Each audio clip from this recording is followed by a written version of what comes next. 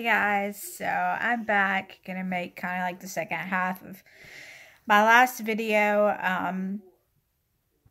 excuse me, about our 23 week and 1 day visit, which was actually yesterday, because today we're 23 weeks and 2 days. So my husband takes me to my doctor, and, they're doing the ultrasound because they keep wanting to look at baby A's heart, because in the beginning, like in our, I want to say our first trimester, but I really think it was like at the beginning of our second trimester, because I was like 14 weeks, I think. They saw like a thickening, kind of like fluid buildup on baby A's neck. So they had thought that she had Down syndrome, but we had like the T21 test and it came back negative. Neither one of our girls have anything, thank God. But they still want to like check her heart and make sure that it's growing like it should and there's no concerns or anything like that, because they were concerned of, congenital heart disease. So, they have checked everything, and they're like, everything looks pretty good. I mean, she wasn't really cooperating the entire time because she's never like in the best position. She's like always in the craziest freaking positions.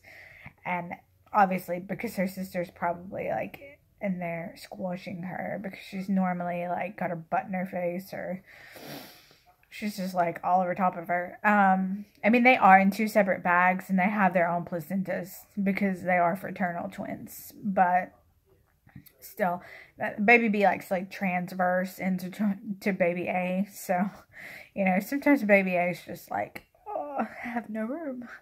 But yeah, she's just always in the weirdest positions. And they couldn't really get like the best,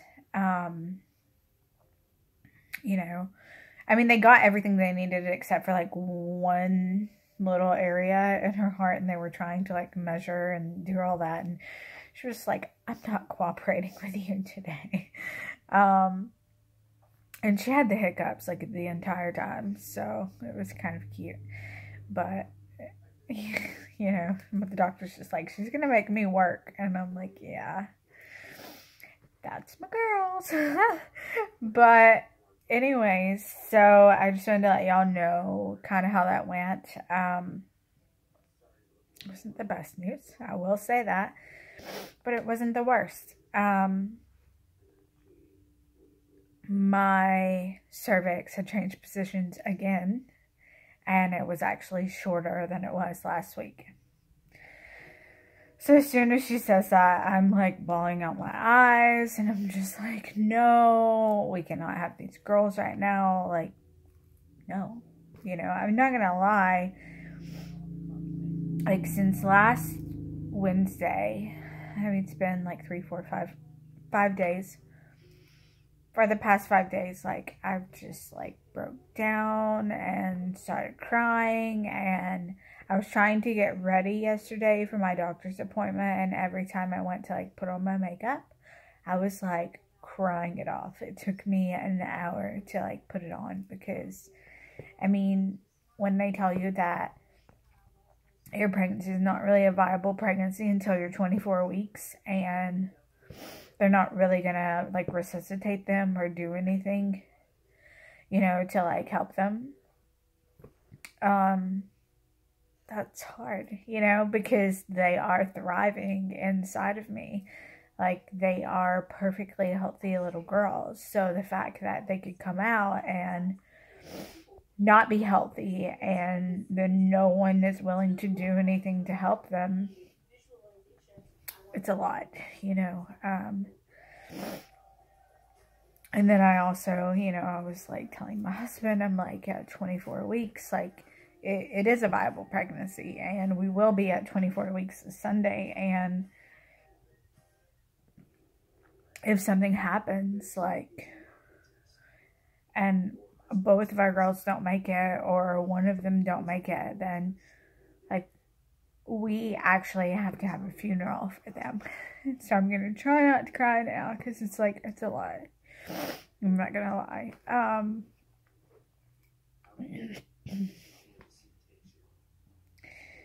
Because you don't imagine, like, no one can ever imagine, like, burying your child. And especially when you haven't even met them yet. So that was just, like, a lot to deal with and, you know, to think about and kind of process. Because, I mean, you don't want to think about them, like, passing away or anything like that. But the reality is that it's something that could happen and you need to prepare yourself. So we prayed, you know, we prayed together and we're just like, we're going to leave it in God's hands because, I mean, what else can you do? You know, like, we can't physically do anything else. So, basically, she tells us that, and then she's like, I want to look at your cervix and, you know, see, she said, because looking at this, it tells me that your cervix is open and that you're probably dilating.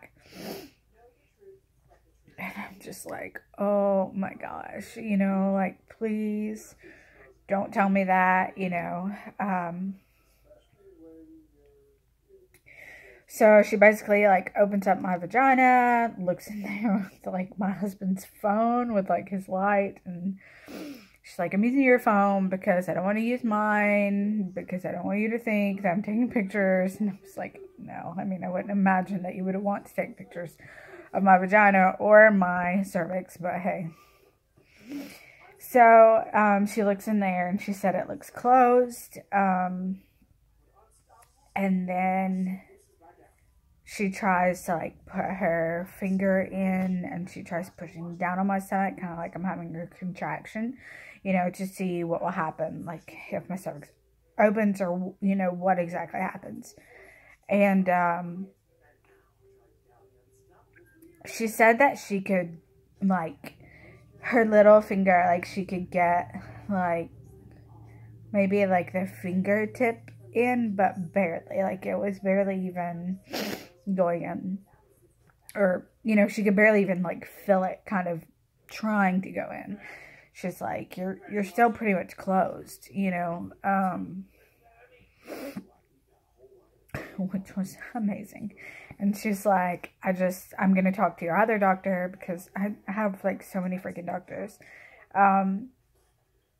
I've saw 2 different, high-risk doctors in the same practice, but they both have kind of been sharing me. But I love them both so much. And she's like, let me go talk to him and let me see, you know, what he says. And then we'll kind of go from there. So, she came back and she's like, well, we have the same 3 options again. We can do the Cerclage, the Pessary, or the, or you can do nothing, just stay on the progesterone. And immediately my husband's like, we've already talked, we're not going to do the Cerclage, you know. And she's like, I'm going to agree with you, because, I mean, you're putting a needle inside me and near my cervix, and my membranes are already bulging. So, you know, there's a great possibility that my water would break and I would go into labor, which is not what we're wanting to do right now, you know. So we're like, no, we don't even want to risk it, you know. And she's like, we can do nothing, or we could do the Pessary. You know, so I talked to her about the Pessary, and my husband's like, we'll just, you know, we'll just do the progesterone, you know. And I'm like, no, you know, like, I'm going to do something. I wasn't too thrilled about having the Cerclage, and especially knowing that the risk could outweigh the benefits. Like, you don't want to do that to your babies. And I was like, I'm willing to do the Pessary, you know, like, I'm willing to do whatever I need to do. I don't care how uncomfortable or painful or whatever it may be for me. I have to do what I have to do to keep our girls in, like, you know, as long as necessary. So, she's like, okay, you know, she's like, I think that's good. So she brings the Pessary in. She's like, I just want to show you what I'm putting in you before I actually do it, because I think you should see it. And then, you know, it's like this big doorknob thing. And I'm like, holy shit. Like, really? Do I want to do this? And then I'm like, yes, I want to do this. I don't care. You know, like, these are my girls. I want to do it. I want to help them. And so I was like, just tell me it's not like hard, you know, like a hard piece of plastic, like it's actually bendable. And she's like, yes, it is. And I was like, okay. It's like, it's kind of like the new ring, you know, you pinch it and you put it in, and then you hook it with your finger and you pull it out. Obviously, the new ring is 10 times smaller, and it's just a tiny little ring. Excuse me. And she's like, yeah. She's like, I'm not gonna lie, it's not the most comfortable thing going in and getting it into position. And I'm like, okay, you know, no problem. So, you know, my husband's here up next to my head because he's just like flipping out.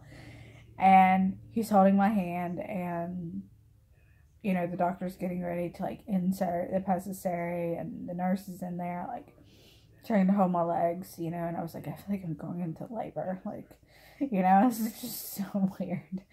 And